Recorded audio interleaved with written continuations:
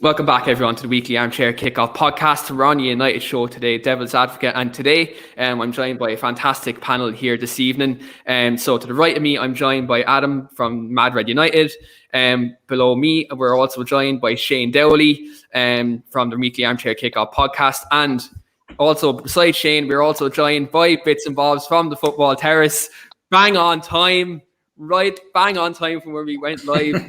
You weren't even fashioning. Right, bang on time. So that's absolutely fantastic. That's what we love to see. So this evening we are previewing Manchester United versus West Brom, and again for Manchester United, with such a tight season that it is, the massive game. Every Premier League game is a big game for the club at the moment, and we're on the back, obviously, of an FA Cup win this week as well. So we've a lot to talk about this week on the show. So Adam, I'm going to come to you first straight away. In terms of the FA Cup game against West Ham, bit of a snooze fest. If we all be honest, it was not the most entertaining game in the world, but it was an opportunity to see a couple of different faces in the side. Donny van de Beek getting a rare start in the side. Scott McTominay continuing great form. Kind of what did you make of the game against West Ham midweek? Hey, it was crap, wasn't it? Let's be honest. Let's be brutal. It was the game that you just want to forget. No one's going to look back on the FA Cup run or what happens at the end of this season looking for the video for that game. It was one of them. It was a win that set us on our way to the quarterfinals. I just think with David Moyes coming to town, no Antonio in his team, I thought his game plan was pretty much what we saw in the game. I think we struggled to break them down, but they showed no willing at all, in my opinion, going forward. I can understand why the West Ham fans were a bit annoyed after the game, because it's a chance for them. They're on good form. I don't think the FA Cup's going to interrupt their league form too much. It doesn't get in the way that much. So I'd be miffed off if I was a West Ham fan, because they showed nothing at all. I think Henderson had the cigars out. I can't remember him having anything significant to do. And in the end, like you said, mate, it give us a chance to see Donny for, 60, 70 minutes. Unfortunately, he never really gets a chance to play with our best players, which is unfortunate. So we never get to see the best of him. It's a shame, but it's just good to see him on the pitch. And Scott McTominay, 7 for the season, mate. He's turning into a bit of a goal-scoring midfielder. You can't really slag him off for his stats, man. I mean, he's got as many goals as Martial this season. So where you want to take that, I don't know. But yeah, in terms of what value he is to this team, I think he is showing where he actually fits in this team right now. If one of them big guns is not doing it, Scott McTominay is there, and he will take his chance when he comes. So like you said, Keane, then, I think the fact that we've seen Donny play, we've got Tellez out on some games. Still concerned with the centre-back partnership still playing. Maguire's never, ever rested. It is a bit of a concern. Bailly's back this weekend, thankfully, so we may see something different, or he's there as an option, mate. But in terms of West Ham, it was just a win, and that's all you can take away from it. You get these games in every single season, mate. It's a cold night in Manchester, and we're into the quarter-final. That's all that matters. Yeah, and Shane, just yourself on the back of what Adam said, Manchester United are in a quarter-final. We've drawn Leicester City away. Thank Christ, I'm just going to say this on behalf of all Manchester United fans, thank Christ it's not Wolves away again. With regards to the draw, Shane, are you happy with the draw itself? And just give your thoughts briefly on West Ham as well. I pretty much agree with everything Adam said about the game. I thought it was just really forgettable. I think no one really played well. But in a knockout competition like that, you don't look too much at the performance. It's more so the result, especially when you rest so many of your first team players. Then it's going to be hard to get a performance like. But it's good to get into the quarters. I'm happy enough with Leicester because, yeah, like anytime we play Wolves, it's a terrible fixture to watch, and it's a tough game for us. Like, Leicester are a good team, obviously, but I think I'm happy enough because most time the last few years they kind of roll over for us a bit. I know this year we drew them, but we done the double over them last year, and I'm fairly sure the year before we might have as well. I'm not too sure, but I'm happy enough getting Leicester, and the game it's a good win, but poor game to watch, poor performance, but you don't mind too much in the FA Cup. Yeah, I think when in a game like that, when you don't play very well, but you get the result, and then a few fringe players get minutes. I think what you'd say about that is that the ends justify the means. You know, it's hard to put in a good performance when you're making so many changes at once, like because there's a lot of players coming in that are rusty and they've no momentum and they're trying to find a bit of form, so it's tough, you know. Yeah, absolutely. And look, I think for me, when you seen Donny van de Beek come off and his facial expression, that broke my heart. That really did. That absolutely broke my heart. The guy has them 7-year-old daughter sort of feel sorry for me faces, don't he? He's the best at it. It's like get the whole nation behind him face, innit? But it's horrible. Yeah, it's like when it was like such a dramatic kind of camera angle when he was coming off, because you seen Bruno warming up, he was taking off his warm-up top, and they put the camera straight on Donny, and it was like kind of they just knew they wanted to see the heartbreak in his face. So the camera was, he wasn't even angry. Like you see players go off and they're angry and you're like, oh, it's good to see him like that, but there wasn't one bit of anger in him. He was just depressed coming off the field. Cameramen are bastards, aren't they? It's like the kid who got subbed on and subbed off for West Ham. They just panned right on his face, didn't they? It was just like give the kid a break, man. He's 18. National, everyone in the country watching this game. Let's just pan on this kid. He's been subbed on and subbed off. Cheers, BBC. Yeah. Someone probably got a bonus that night. And Bob's view in terms of Donny van de Beek in itself, Donny obviously first start in quite some time, played 70 odd minutes. For you, do you think maybe this period now with Paul Pogba being injured, is this an opportunity for Donny van de Beek to get more minutes and maybe stake a claim for next season, considering there's a lot of rumours at the minute that Paul Pogba may be leaving Manchester United this summer? Yeah, look, thanks for having me on, man. Really appreciate it. Nice to meet you, Shane. Adam, always good to see you again. Everyone in the comment, make sure you subscribe and like the show. Man, to be honest, right, I'm a bit.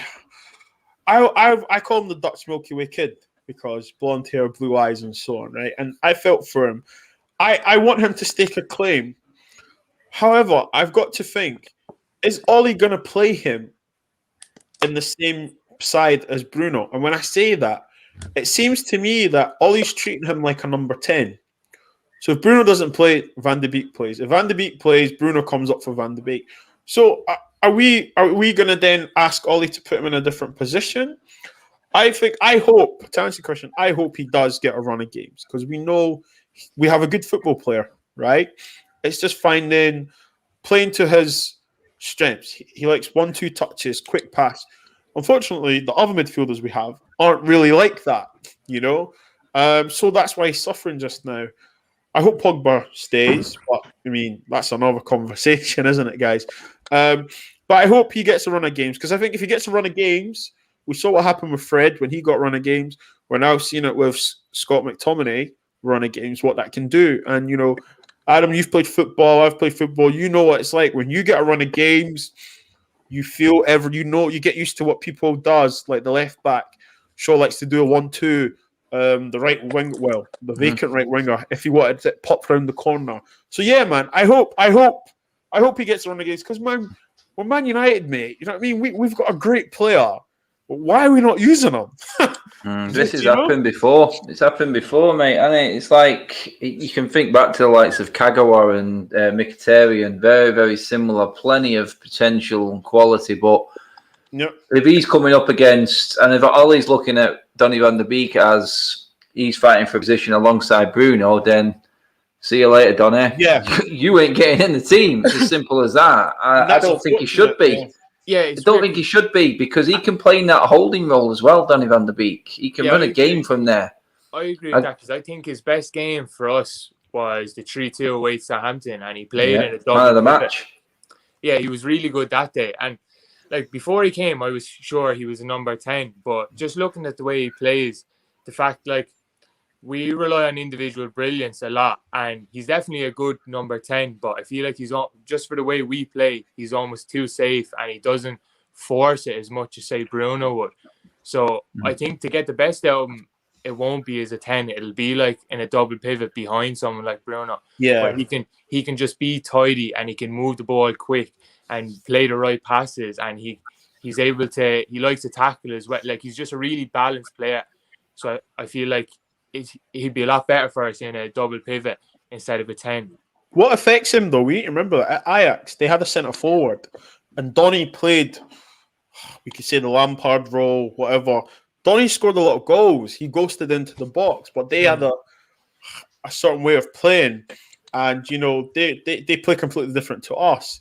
You know, and we don't really have a centre forward. Well, we do in Cavani, but we don't have a centre forward that we allow to play to Donny's strengths. So I agree with you, Shane. Actually, in that 3-2 game, he played brilliant. And funny thing is, guys, right? We have Donny van de Beek, who's good at keeping possession in the middle of the park, yet we don't play him there. Yeah, thing is, it's like United do adapt to. United always adapt to one player. We just haven't had a good enough player to adapt to. It's no surprise now Bruno's in. We've got this leaky defence, conceding loads of goals, but scoring bucket loads of goals because we're playing to Bruno. Bruno's our linchpin. He's the one that ticks this and makes this team tick. So you can see the style of football we're playing. We're playing Bruno style football. It's risk reward football. And look at the amount of goals is ridiculous. But beforehand, we'd never had that quality of player. Pogba was never fit long enough to rule the roost. And beforehand, we were just too scared, and we was very, very defensive. It's no surprise we hadn't scored 70 goals in the league since Sir Alex Ferguson. It's been pathetic for goal tallies. But this season, it does look, and now we're hitting the 50 mark, we're already well on track for our highest goal scoring season ever. And that's because of Bruno. As soon as he came on against West Ham, it's a different level altogether. Yeah. He just sees a pass quicker. And with the likes of Rashford, Greenwood, Martial to a certain extent, reactional players, they work better with Bruno. Yeah. Donny van de Beek is looking for a cleverer ball. I don't think our forwards have got the intelligence to play with Donny van de Beek. I think this is why he's going to struggle in the end. But I think you cannot leave a player like Bruno out of this team. And if you're going to play quick-flowing football, maybe this is where Donny is going to struggle to get in here. If Pogba leaves, it may open up, but we don't know. Pogba's not fit for this weekend. The guarantee Donny's not playing against West Bromwich Albion in a big game now. This is the problem. And you said, Bobz there touched on it. When you get a run of games, Keane, you get confidence, you build partnerships, you build up camaraderie in the team. You know, it comes second nature. Gary Neville, David Beckham, but Eric Bailly was our best defender for over a month. Big games came around, and Ollie dropped him to the bench. So it's hard to figure Ollie out. I think this is why we're doing so well this season, because us fans haven't got a clue what he's going to do. None of the managers can't figure out what he's going to do. I think that's why we're doing so well. Like it's when you actually look at Manchester United in terms of team selections every week, it's like going down the shop and doing a lotto. You're picking random numbers and hoping that they come out. Like, do you know what I mean? This is the same thing. Like it's like playing roulette. In terms of when it's like going to the table without a strategy, innit? You just banking on banking on family birthdays, aren't you? Hoping that they come in big, but you need a strategy, don't you? That's it. Anyways, in terms of Donny, like you look at his situation at the minute. Like, yes, he hasn't played. He hasn't started a lot of games, but he's played kind of a big part role this year, and he has come on in games. I think we should have patience with him at the moment, because we've seen in the last couple of years other clubs have bought players in a similar ilk. Though Liverpool, such as Fabinho, where when he came into the Liverpool side, he wasn't playing for the first couple of months. He was in and out of the side. Klopp gradually got him in, moved him into a new country, and then after about a 6-month period, you've seen Fabinho kind of flourish, and he started playing in more games. There's a contrast to that. Then you look what Arsenal have done recently with Thomas Partey, a fantastic footballer, Reece coming from Atletico Madrid, another midfield player highly thought of. And again, another midfielder was going to have to adjust to a new country, English football being the English league being the best league in the world, and the fastest paced league in the world.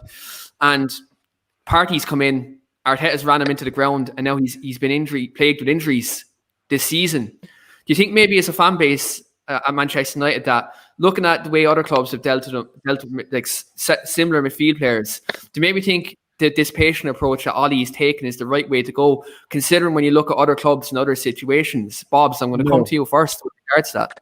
No, because we need to look at the clubs we're mentioning. Talking about a circus club, Banter Club FC, they make a music video for a player that's not even top 5 in his position in the world, never mind Europe. They needed him, didn't they? To be honest. To be fair, we could have done with him. Yeah. Perfect for us. That's what kills me. Perfect for us. I think we need to look at the transaction of Donny coming to us. We wanted Jack Grealish. I think it was obvious Ollie wanted Jack Grealish. He never, because of finances, we got Donny, which is cool. Okay. However, when you look at Donny van de Beek and how he plays, and you look at how we play, the pairing doesn't make sense unless we are going to play a certain way. And now we need to look at the current centre midfielders we have and the current way we go forward. You've got to ask yourself, why is he at our club? Is he at our club because no one wanted him? Or is he at our club because he thinks he can play the way we play? Then my question is, what is the way we play? You know, I mean, Shane, you said individual moments. I love my United. I'm not neither Ollie and all that. I don't really care about it. But I'm saying, like, when you play FIFA, right? You're not just buying all these players for the sake of it, are you? Yeah. You're buying certain players because you want to play a certain way. And I just think with Donny, he is at us because no one wants him, and we thought great business. If Pogba goes, it's smart business. But for me, I think Ollie it's not Ollie signing. And we've seen with other managers at other clubs, if he's not your player, you don't really play him. That's it.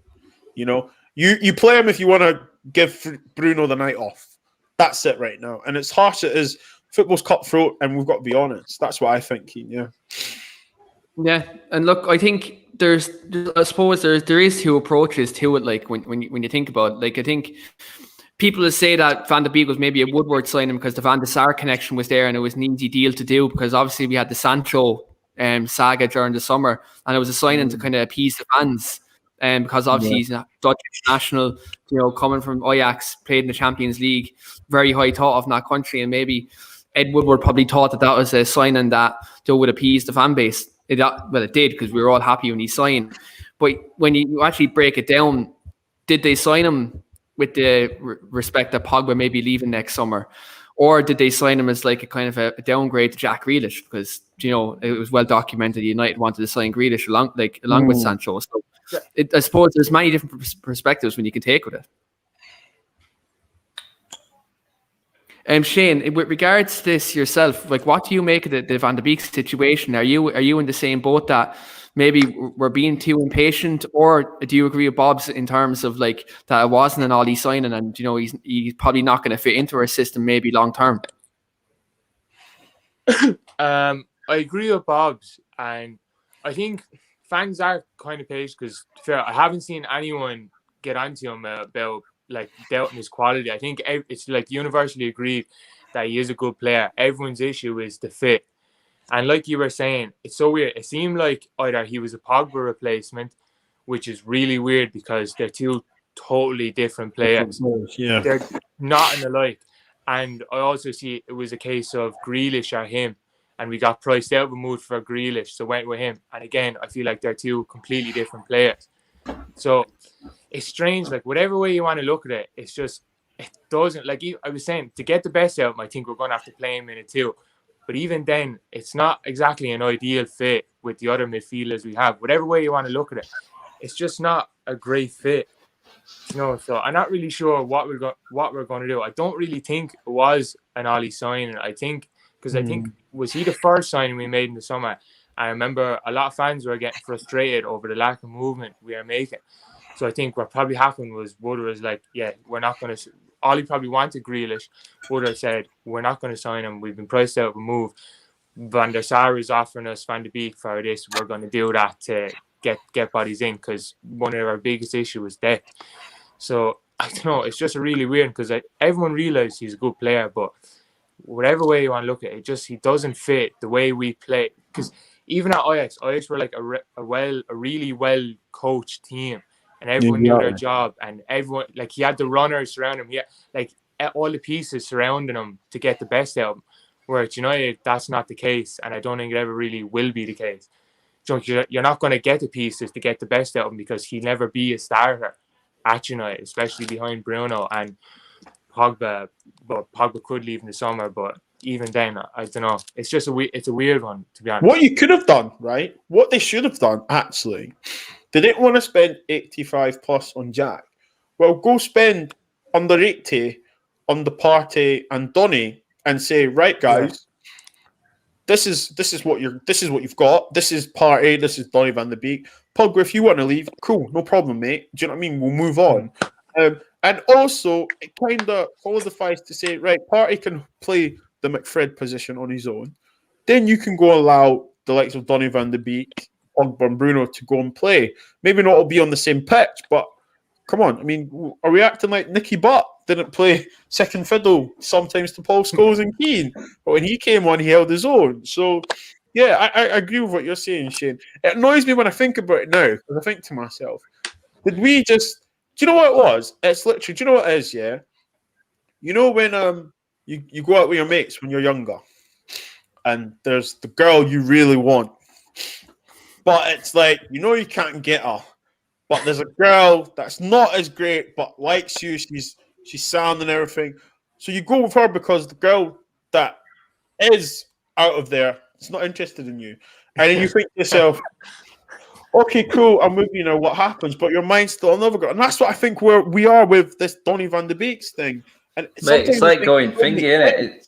It's like wanting a girl from the living room and then going to Witherspoons, mate. That's what it's like. that's exactly what it is. Because I remember in the summer, and I was like, "Geez, I'm not sure how that's going to work."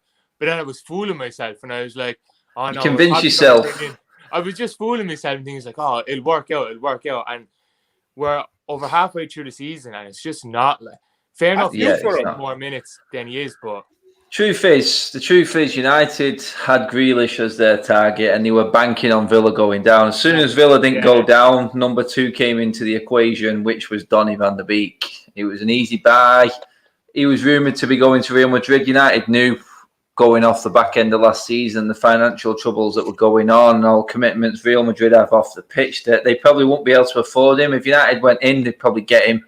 Van der Sar was there. It was an easy number 2. Again, the whole saying that United, like Van Gaal said, a club United size and the money they make, they always get the second and third choice. You never get the first choice player. I can't remember a first choice player coming in. I mean, Telles wasn't first choice. Yeah. Donny van de Beek definitely wasn't first choice. They can say we scouted Amad Diallo all they want, but he's a young kid. He's one for the future. I mean, when was the last time that we actually got our main target? You could say, look, Harry Maguire might have been. Yeah, Harry Maguire might have been. Harry Maguire was 12 months later, though. We chose, let's not forget, we chose Victor Lindelof over Virgil van Dijk. So this is what you're dealing with. So Mourinho has blood on his hands for that. Yes. Crazy. When you consider that, lads, like Jose Mourinho has blood on his hands for doing that. Jose Mourinho has blood on his hands for doing that. I'll never forgive that man for a lot of things at the club, and that's most definitely one of them. And that football heritage rant he had, that was just a disgrace. But yeah, look, I know what you mean. Like in terms of the sign of Donny van de Beek, like there's a lot of question marks with it, and will it work out? Won't it work out? But it's just one of them things. I think we just have to see how it plays out. And let's just hope it's not another Juan Sebastian Veron situation, because that's what it's looking like at the minute. Like, you know, he's not even got to that. He's not even got to that level yet, has he? To be honest, at least Veron was starting a few games. Yeah, Van de Beek doesn't look anywhere near getting on that pitch, mate. You know what I mean? He just doesn't. I would like to see him start with Bruno, like behind him, because I just feel like their games complement each other well. Yeah, well, you got the perfect link there, haven't you? So Yeah. from holding midfield straight into feeding Bruno and then into the forward line, it's a nice little spine. Put a bit of stability there next to him, proper CDM. Then you're laughing, really. The next few weeks now with Pogba injured will tell a lot, to be honest. Well, do you know what? Do you know what I'd love if Ollie just went right? Do you know what, Donny? Next 3-4 games, go, convince me and tell me you should be starting. And I think what annoys us is because we know we don't have a DMC. We don't have a DM, and it'd be brilliant if you could just say put a DM and play Donny and Bruno, because we know what Bruno's going to do. Yeah. You know, he's going to charge up everywhere, cover every bit of grass on the pitch. But it'll be good. I feel like Donny brings a bit of class. You know what I mean? He caresses the ball when he does. Really well balanced. You know what I mean? You know, yeah, he's a smart player and he just knows. It's your perfect mix, isn't it? You've got your heavy metal in Bruno, and then you've got you got your bit of Dire Straits there in Donny van der Beek, can't you? Just a smooth, easy listening. He looks after it a little bit better. But look, hey guys, you just said it yourselves then. The best performance I've seen in terms of control, and we didn't even score in this first half, was Everton in the Carabao Cup away from home. And we battered Everton. Pogba, Bruno, and Donny van der Beek started that game. We passed Everton off the park. They could not get hold of the ball. That was creativity. That was a creativity triangle that we've not seen since the likes of Beckham, Scholes and Giggs. You know what I mean? That full link-up play, it's just not there right now. We're struggling to find it. I think he played off the left that game as well. So. He did. He can play there as well, though, because he played there for Ajax. Ollie really doesn't he doesn't really know what he wants to do, because he's had a few games as a 10. He's had a couple in a double pivot, and he's played off the left as well. So I think Ollie even knows it's not an ideal fit, and he's just trying to find a spot for him. But then it does not undermine Donny van der Beek, because you've got to ask, you know, as football fans, we talk about knowledge and stuff. You know, anyone can tell you who watched Champions League where he plays, where he's strongest. But for Ajax, he played across the whole of midfield, from the left, from the right. Yeah. So how are we accommodating Pogba on the left, away Anfield, Pogba on the right-hand side, and we can't do that with Donny? I don't know. What do you guys think? Yeah. I mean, I don't understand that. Yeah, like when you consider that, like there's at Ajax, he played at so many different positions. He played as a 6, played as an 8, played as a 10, and he done shifts on the right and left. So like he's a very versatile player. So like he definitely could play in any position in our midfield. But again, I think one of the other things you have to consider this year is we've been playing around with systems earlier on this season. We were playing a 3, we were playing a diamond, we were playing a 4-3-3, we played 2-3-1 as well. So he should have got a bit more game time this season. I think there's. I just feel like that holding midfielder number 8 style suits his game so much better. He's going to get a lot of the ball, and he's going to have, usually if he's playing there, Bruno will be playing. He's got someone to pass it to. He's got that target. He's got that outlet. When he's got more time on the ball, Donny, he's getting a lot of the ball. Then you know you can expect, and you're going to see more of his qualities. When he's up there, number 10, he's expecting the likes of Fred. No disrespect, to pass him the ball, and we all know, oh my God, Fred's passing. Don't even get me started on it. He's just not in the same league. McTominay isn't much better. He's decent, but you're relying on that midfield to get you the ball as a number 10. Then you can't really judge him, because he's feeding off scraps. Again, we talk about the strikers not getting the service. Well, it's the same for the likes of Donny in that number 10 role. When he's linking up with Fred and Fred's passing, then you can understand sometimes why he doesn't look great, and why he probably ends up going out wide just to get the space to try and create something, because he does drift out there. Pogba does the same, don't get me wrong, all the time. Bruno does it. It's what them number 10s do. They find the space and find a way of dictating the game. When it's not, and you know when that link-up's not right, because they do usually just drop off to the left to try and get into the game, because you can't rely on Fred passing you the ball. He hasn't got that quality in him. He's got a lot of other qualities, but passing is not his A game, and that is the problem. If Donny was in that position where Fred was, Adam, what's Fred doing there then? This is the thing, mate. It's to me. I'm all for people getting chances, but we seem to be giving the same people chances, and we're not taking risks on playing certain players. It's like playing Eric Bailly in a big game. You know what I mean? Best defender until City and Liverpool games come along. No, you're back on the bench, mate. That to me, if I was him as a player, I'd be going, fuck off. You know what I mean? You don't even trust me to play a big game. So where's the players at that? Do you know what I mean? Yeah. And that's how you've got to balance it. It's sometimes I don't see what Lindelof brings to this team. I really don't. Fred at the moment, I think he needs a timeout as well. I really do. I think he's sort of regressed this season after coming on last season. I'll admit that he did get a lot better, but his passing is nowhere near good enough. I think Statman brought up a stat the other day. 72 shots in the Premier League he's had, scored 1 goal. I mean, that is worrying for a central midfielder.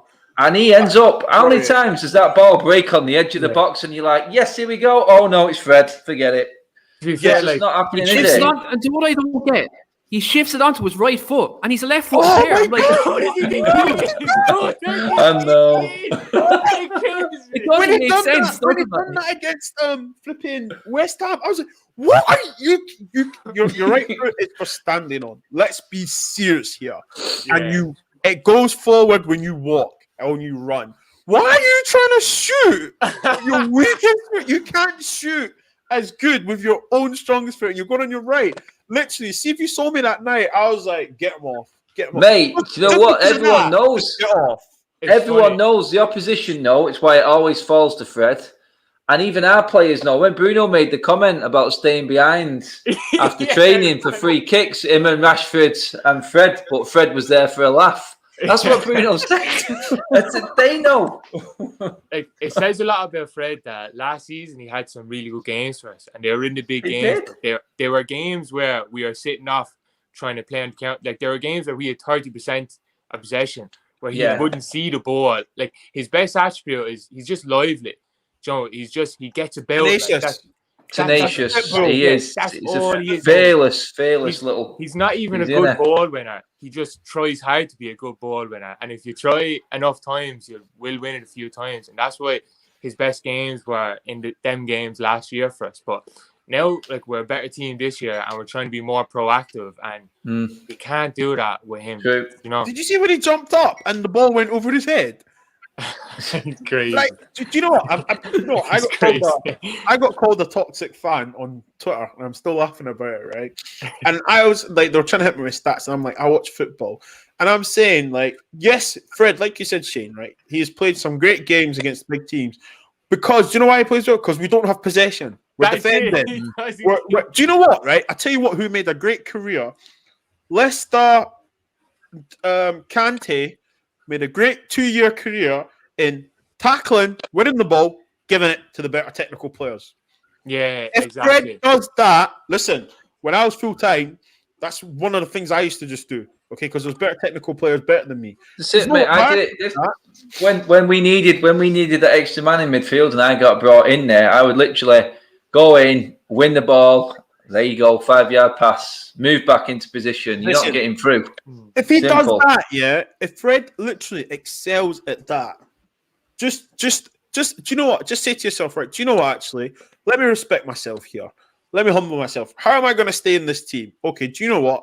Let me drop down, win the ball, tackle, give it forward. Just keep possession. Because I guarantee you, he will be liked and adored even more, and he'll probably play more because he adds that factor to the team. He doesn't even have the head to do that, though, because he gets the ball and he's like, right, I should keep it simple.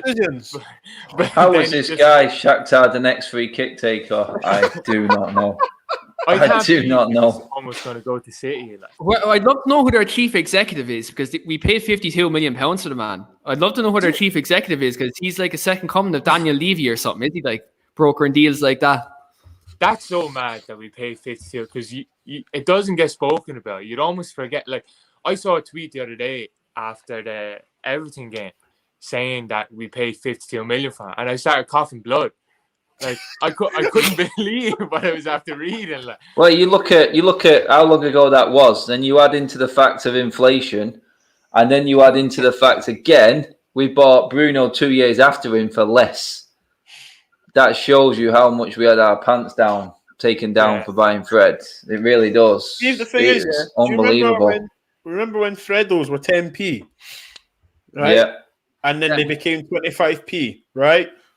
Did you not, as an individual, think 25p for Freddo? I don't know. Why did someone not say 52 million for Fred? Do you know what I'm trying to say? Like, this is when you look. This is what you do, isn't it? You go. It's like when you go down the sweet aisle in Aldi, and you see the Mars bar there, and you're going, they've gone smaller, they've gone dearer. Oh fuck! I'm going to have a Titan bar instead. I'm just having Aldi. That summer was such a disaster because I think wasn't it Fred and Dalot were the only signings we made, and I'd never watched Fred play in my life, but since he was like our only like big signing that summer, all my hopes and dreams were pinned on him. And then after 2 or 3 games, and he was looking kind of funny, and I was thinking, oh no. But he must be good at training. Do you know, it's not like seeing training possession-wise, winning the ball back, and probably the 5-yard. He's probably brilliant. Like, he's probably just a big try-hard. Like. Do you know what I mean? Yeah, like, oh God. Anyway, yeah. I'm going to have to shoot off to this other show, guys. No problem at all, Adam. Adam, always a pleasure to see you, mate. Cheers, fellas. Take it easy. See you, Shane. See you, Keane. See you, Bobz. Cheers, mate. See you later. Keane, I'm just running to the toilet. I'll be 2 seconds, okay? Sorry. Yeah, no bother at all. So we're after losing 2 heads there. Shane momentarily, Adam's gone on to another show. So Bobz, I'm going to come to you with the next topic, and I'll come to Shane then straight away when he's back from the Jacks. With regards to a player who's actually been in form in the last kind of couple of weeks, is one of my personal favourite players at the club, Scott McTominay, has played absolutely fantastically well. He has set, as you highlight in the show, he has 7 goals in all competitions this season. I just want to highlight that's the same amount of goals as Anthony Martial and Cavani in all competitions this year, which I think is crazy. When you think about Scott McTominay's playing as kind of a, people say, quote-unquote defensive midfielder with regards to him. But when you consider Scott McTominay's recent form in terms of his effort, in terms of his overall contribution, in terms of his closing down of the ball, his goal scoring ability as of late, do you maybe think in Ollie's mind is he one of the first names on the team sheet at the moment? 100%, because we've got a few players these days that actually want to play for their club, in the sense where like they actually, when I say that, I mean Scott McTominay, you see him, he wants to run. He wants to outrun you. He's actually, people call them passionate merchants and stuff, but it's just called attitude and the will to actually want to do well. He's scoring now. He's a big boy. He's like 6 foot. 6'4". 6'4". Well, 6'4". Well, there you go. So he's a big boy. So I mean, come on. You need to be posing as an aerial threat and obviously a goal threat. And I'm really happy for him. Obviously, I'm Scottish, so I'm very biased towards him. But I'm very happy now that everyone's now seeing the effect he has on the team. And we actually defend better, touch wood, come Sunday. But we actually, I feel we just with, do you know what? I'll tell you on the eye, right? I just think when Scott McTominay plays in that role, I feel more secure than Fred. And that's just because I just think, okay, both of them aren't the best in possession. We know that, okay? And we're not saying that they're Xavi or Iniesta. But when it comes to tackling and recovering the ball back, Scott trumps him. And like we said, Scott's a 6'4" boy, guys. Do you know what I mean? In the middle of the park, you can impose your physicality. And obviously, he's came on leaps and bounds with scoring. And I just think that he won't get the praise because he's Scottish. Seriously. And listen, if he was English. Thank you. I was just going to say that, right? Now, this might sound a bit controversial, guys. Apparently, I'm known to do this. But see Calvin Phillips at Leeds, right? he got into the England team before he even played the Premier League game, right? I think Scott McTominay's better than him, right? This is my own opinion. This is my own opinion. I think he's better than him and more effective because if you look at Calvin Phillips here for Leeds, really then just stand in the middle of the park, pass left to right. What does he really actually bring? This is my opinion. You might not agree. So I'm thinking, but he's English. He got played for the England national team, never played a Premier League game. And I'm thinking, well, what if Scott McTominay was English or Spanish or whatever? I think he'd get more praise because the way he plays, they'll be like, oh, he's adapted the British culture, he's adapted the way Man United play. But because he's Scottish, it's like he's not good enough. Yeah, I'd agree because like he declared for Scotland over England there a couple of years ago before he made his international debut. Like if he was an English player, and look, I'm not saying it's because I'm Irish and I have any bias, but I'm being honest. Like if he was an England player and playing this well, people would be like, oh, he's going to make the Euro squad. He's a great midfield player. He's going to challenge the beloved Jordan Henderson for the midfield position, even though Jordan Henderson is cat, but I'm not going to go there. With all due respect to Scott McTominay, I think he's a fantastic footballer. And again, he's someone who is developing year on year. When you consider when he was in the under-23s, he was 5'9". When he was just coming up from the under-23s, and he's after having a ridiculous growth spurt in terms of his physicality.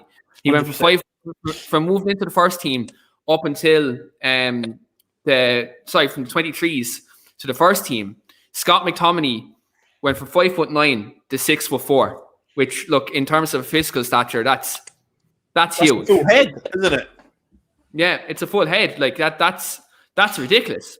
And when you consider he's adapting his game every week. He's he's adding goal scoring to his game.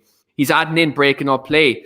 He's making them late runs into the box. Dare I even say, nearly his goal against like Leeds and against West Ham the other night. It was all he's nowhere ever going to be near this level. But the type of goals he's scoring are type of Lampard-esque type of goals. Yes. So in terms of when he's making runs into the box and getting into them right positions. Now look, again, as I say, he's going to be nowhere near the level of Frank Lampard, right? I know Sean's probably watching this. He's going to slaughter me in the comments. but I need when you look at the goals he scored, it's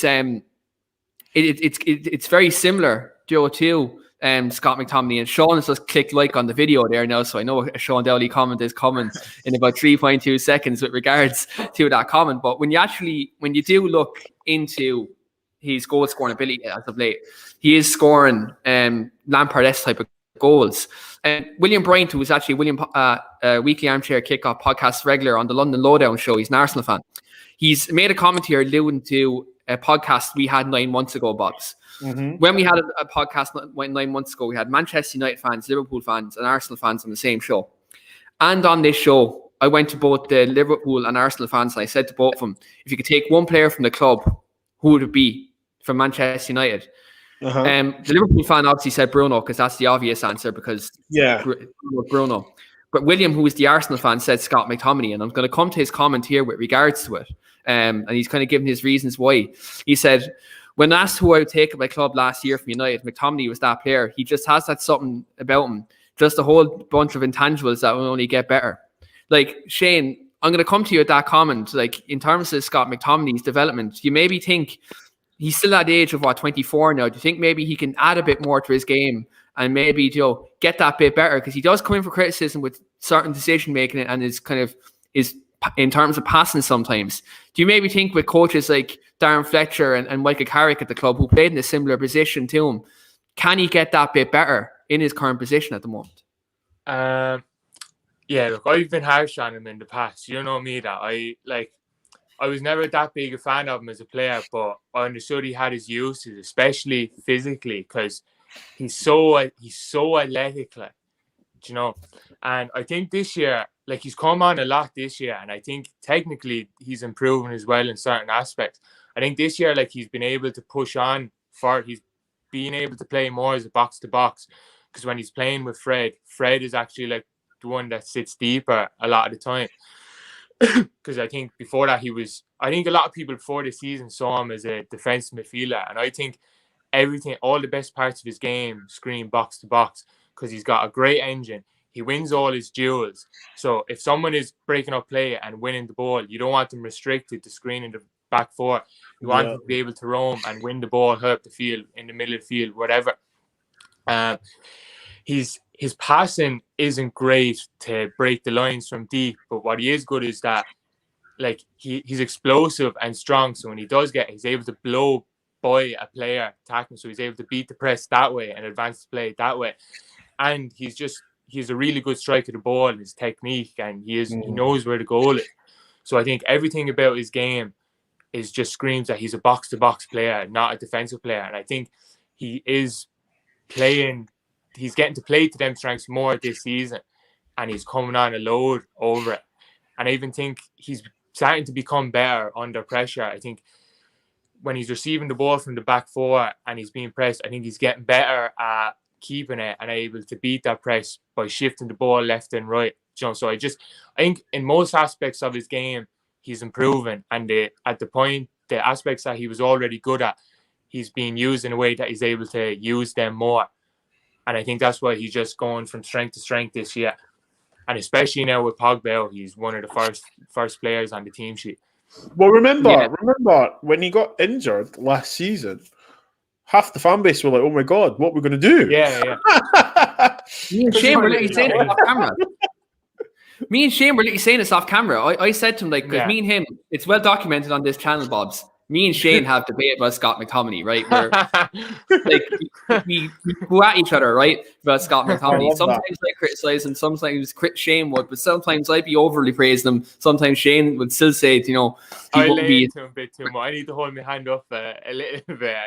I have been harsh on him in the past, but yeah, he's proven me wrong. He's proven a lot of people wrong. Do you know what? This is the thing, right? And Shane, big up to you, salute to you, because I only joined Twitter in September, and in the space of that, I've seen loads of people troll Scott, saying he's rubbish, and I was calling him McSauce, people calling him McMuffin, and I used to say to people, I'm like, this is not an arrogant thing, but if you play football, or you really understand football, you understand what he does for the team, and I said to him, like, do you think everyone? Look, not everyone can do what Bruno does. It's not going to work. Yeah. Do you know what I mean? Not everyone's going to do what Rashford, Martial, Cavani does. You need other. That's why we have different positions in the team. And yeah, I'm just happy for him now, because he's coming to the fore. He's scoring, and hey, listen, he's Scottish. Do you know what I mean? So I'm just like, hey, brilliant. Do you know? Bobz, I'm telling you one thing, and I said this to Callum McFadden on the podcast from Football CFB. He's Scottish too, and I said this to him last week. I'd be pulling on a Scotland jersey come this summer when you're playing England, and I'm going to have Max Sauce number 39 on the back of it, because that's what I have on the snakeskin jersey from last season. I went into Old Trafford before we played Liverpool last season. I went into Old Trafford drunk because I lost a bet in a drinking game before the Liverpool match. And I went into the Old Trafford and bought the snakeskin jersey. And I went out to the cabin outside Old Trafford. And the original bet was I had to get Slabhead number 5 on the back of my jersey for Harry Maguire. The people in the jersey booth said, you can't get Slabhead number 5 on the back. I turned around and said, why not? Oh, we can't do it. And I was like, can you put Max Sauce number 39 on the back? They said, absolutely. So I went into Old Trafford against the Scousers with Max Sauce number 39 on my back of my jersey, and I was absolutely delighted because Max Sauce had turned up again and again, and he's continuing to do it. And look, if he continues to play the way he's playing right now, I have no doubts that he'll continue to be the first name on all these team sheets going forward. 100%. So just obviously this is the West Brom preview. We're not disrespecting West Brom in any way, shape or form, but we've been talking about Manchester United continuously through the show. And obviously because there's so many talking points because there's so much going on at our amazing club at the minute. But in terms of West Brom, I'm just going to touch on it briefly on the week about this weekend. Obviously, Ollie has a lot of decisions to make in terms of the goalkeeping decision, in terms of the centre backs, because Eric Bailly seems to be back in training now. He may be in contention to play Sunday. Obviously, you have the debate always with Cavani, Martial. So obviously, Ollie has a few decisions to make in his starting 11. Shane, I'm going to come to you first before we get to the score predictions with Sunday. For you, who starts? What's your 11? If it's up to me, I go Henderson in goal. I think De Gea's he's running out of chances, man. To be honest, like I love him, but fucking hell, I can't take it anymore. So I go Henderson, Wan-Bissaka. Boy is back the weekend. Possibly. He's back in training. And they said it's kind of touch and go for the next kind of couple of days in training. So personally, I hope he starts. Yeah, I'd like him to start. I'd go him and Maguire and Shaw. I go McTominay. I go McTominay and Matic. Bruno, Rashford left. Greenwood right. Bruno through the middle and Cavani up top. So that's you go. Do you know what? People are saying that maybe with Matic starting, it gives McTominay the license to go forward in the box-to-box role. That's what I go. Yeah, because I just want him to. I think that's at his best. Like you want him just making them runs, like because I feel like you take all the good out of his game if you want him screening the back four. So like the best parts of his game are his shot and his physical, like his athleticism. So you're just completely taking that out if you're going to get him playing 10, 15 yards deeper. There's no point in him playing then. Yeah. Because if you know, it's like saying to Bruno, we're not going to let you to roam forward. Yeah. Want you to stay in that. It's not going to work. Telling Bruno keep everything simple and just keep. Yeah, exactly. I actually listen to your team there. I would play Henderson because I think De Gea just needs a nice reminder, to be like you can get dropped anytime. And West Brom are going to come with the crosses. We know that. Are they better than? Is Dean better at crosses than De Gea? Probably not. They're probably just as bad as each other. However, you can hear Dean from your armchair. Yeah. Excuse the pun. Yeah. Nice plug to the channel there, Bobz. I love it.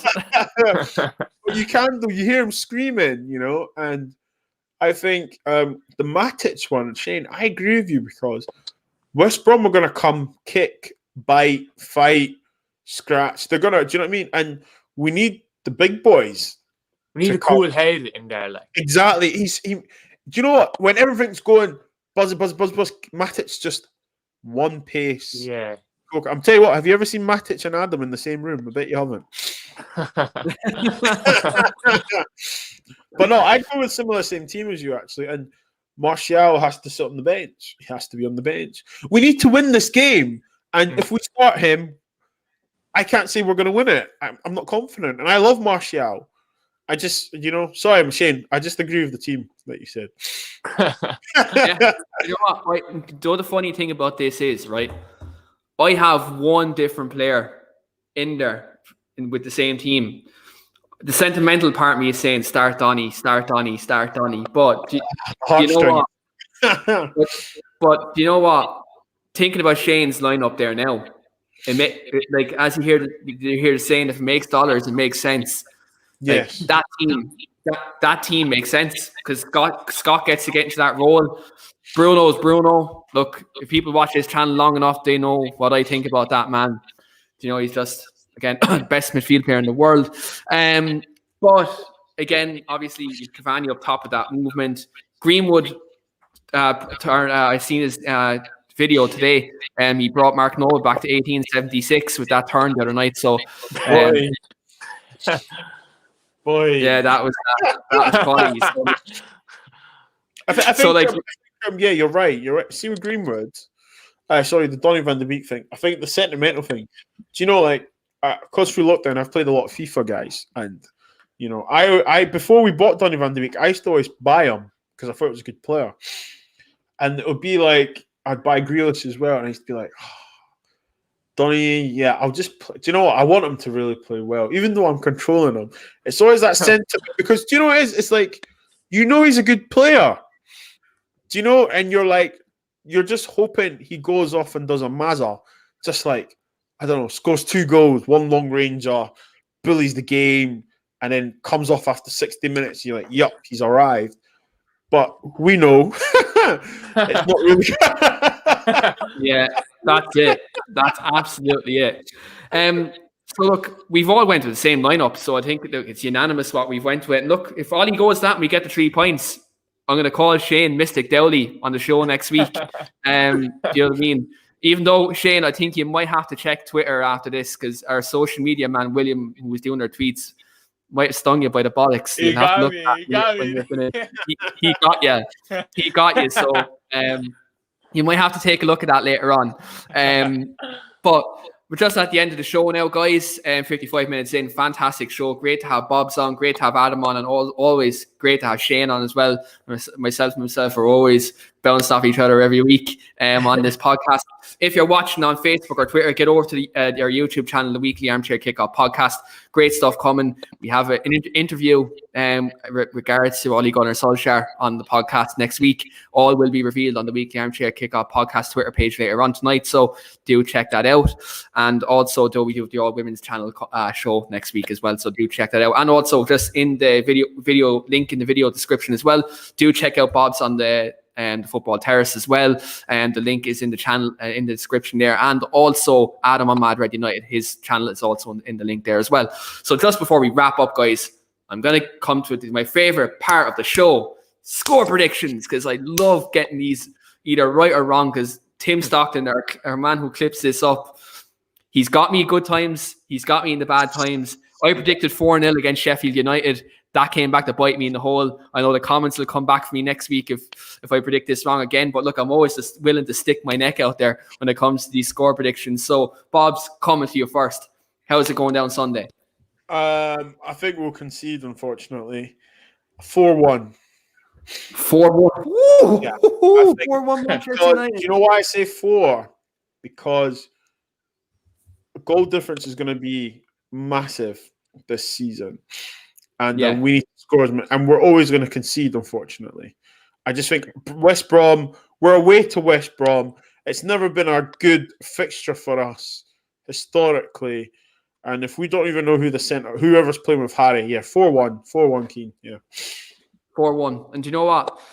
You talk about West Brom. In Sir Alex Ferguson's last game, we went to the Hawthorns and conceded 5. So 5 bags. Lukaku got his United contract that day. He had a bad touch that day as well. God, man.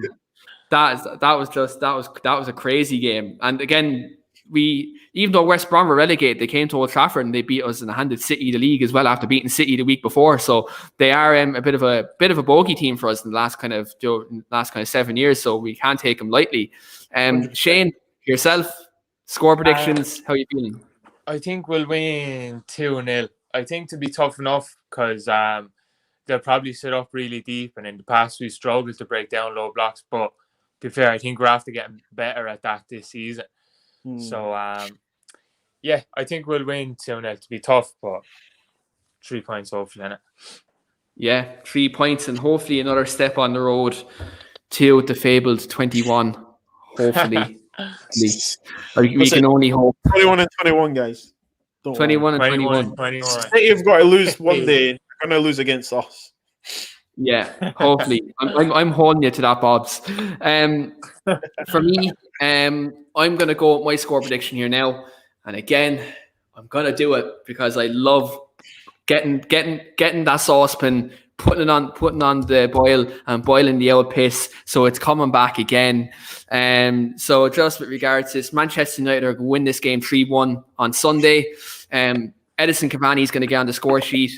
Mr. Starboy, Mason Greenwood, is getting on the score sheet. And to wrap up the game, give us that third goal to give Manchester United all the assurances and the 3 points.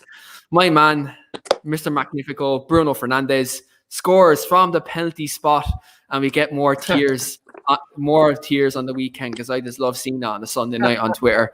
And I'll watch them tears and watch a few fan cams then later on afterwards, just to cheer myself up. You know where I'm going, with regards to that. But that's the end of the show, guys. Fantastic show. Thanks very much to Bobz coming on. Myself and Bobz are actually over on Owen's show right now in a few minutes on the Crafty Couple. So do check us out over there as well. And thanks again to Shane for coming on as well. Do check Shane out at Shane Dowley 97 on Twitter as well for any football related tweets. I saw that. Thanks, man. I followed you the other day, actually. Oh, really? Yeah.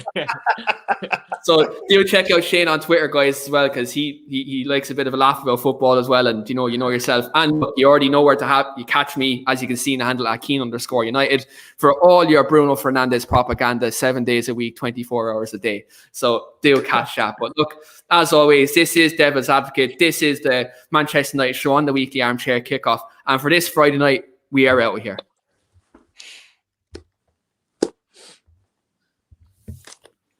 Good show.